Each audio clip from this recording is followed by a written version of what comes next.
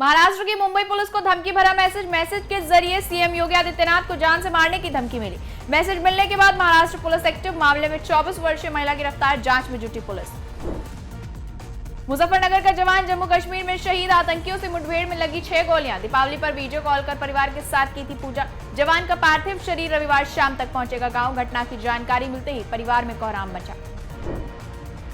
अलीगढ़ जनपद में 50 छात्रों से कम संख्या वाले विद्यालयों को नजदीकी विद्यालयों में विलय करने की तैयारी। शासन के निर्देश पर बीएससी रिपोर्ट तैयार करने में जुटा। अलीगढ़ जिले में लगभग 750 परिषदीय विद्यालय, जहां 50 से भी कम छात्र। विलय से पहले विद्यार्थियों की समस्याओं पर हो रही चर्चा। बसपा सुप्रीमो मायावती ने यूपी में विद्यालयों में विलय करने के फैसले पर उठाए सवाल। कहा, बदहाल स्कूलों में जरूरी सुधार करने के साथ ही उन्हें बेहतर बनाने की दिशा में कदम उठाने चाहिए। इनमें बंद और विलय करने का फैसला सही नहीं है। ऐसे में गरीब बच्चे आखिर कहां और कैसे पढ़ेंगे। सीएम योगी और अखिलेश यादव के पोस्टर वार पर मायावती की पहली प्रतिक्रिया। कहा, जनता को पोस्टर के चक्कर में नहीं पड़ना चाहिए। बीजेपी बचोगे तो कटोगे और सपा जुड़ेंगे तो जीतेंगे का नारा देकर सिर्फ जनता को गुमराह कर सीटों पर फायदा लेना चाहती है। चंद्रशेखर आजाद ने नसीम सोलंकी का किया समर्थन। चंद्रशेखर ने कहा, मेरी कुछ राजनीतिक मजबूरियां हैं, लेकिन ये जनता को तय करना है कि जब किसी पर जुल्म हो रहा है तो अकेला छोड़ना है या उसकी मदद करनी है। सांसद चंद्रशेखर रविवार को कानपुर सेंट्रल स्टेशन पहुंचे।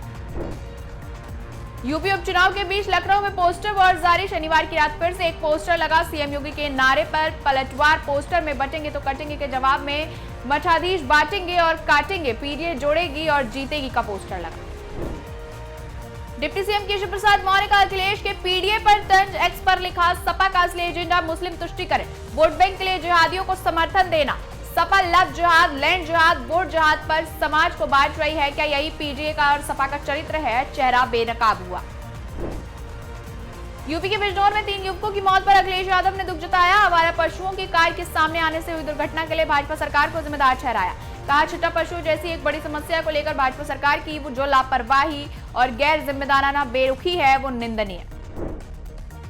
कांग्रेस सांसद प्रमोद तिवारी ने केंद्र सरकार पर झूठ बोलने का लगाया आरोप। कहा, कड़वी सच्चाई तो देश के सामने ये है कि सत्ता संभालने के बाद पीएम समेत भाजपाई मंत्रियों ने सिर्फ झूठ बोलने का रिकॉर्ड बनाया। युवा, बेरोजगारी और किसान और आम जनता महंगाई के मार से परेशान है। मेरठ के गोविंदपुरी गांव में पटाखों की बिक्री की आड़ में 2 दरोगाओं पर अवैध वसूली और छेड़छाड़ का आरोप लगाते हुए ग्रामीणों ने बंधक बनाकर पीटा। मेडिकल कराने से पहले दोनों दरोगा थाने से फरार। मोबाइल के ऐप बंद। लगातार वसूली से ग्रामीण कई दिनों से थे परेशान। बरेली एसटीएफ की गिरफ्त में आया 2.5 लाख का इनामी चोर। फहीम एटीएम ने किए कई चौंकाने वाले खुलासे। कहा, एक बस्ती में एक बार ही करता हूं चोरी। कहा, चोरी के दौरान सीसीटीवी में चेहरा जरूर दिखाता था ताकि पुलिस किसी निर्दोष को ना पकड़ ले।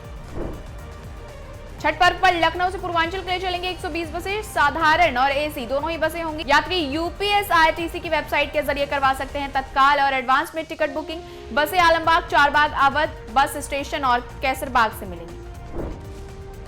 यूपी पुलिस के इतिहास में सबसे बड़ी सिपाही भर्ती परीक्षा का रिजल्ट होगा जल्द घोषित। यूपी पुलिस भर्ती और प्रोन्नति बोर्ड ने 60,244 पदों पर हुई सिपाही भर्ती परीक्षा की फाइनल आंसर की जारी। 70 सवालों में से 25 सवालों में उत्तर विकल्प में गड़बड़ी, लिहाजा 25 सवालों को कैंसिल किया गया।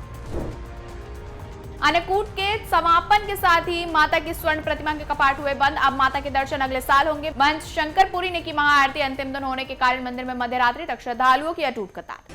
हम हैं देश के दिल, उत्तर प्रदेश की धड़कन, उत्तर प्रदेश टाइम्स।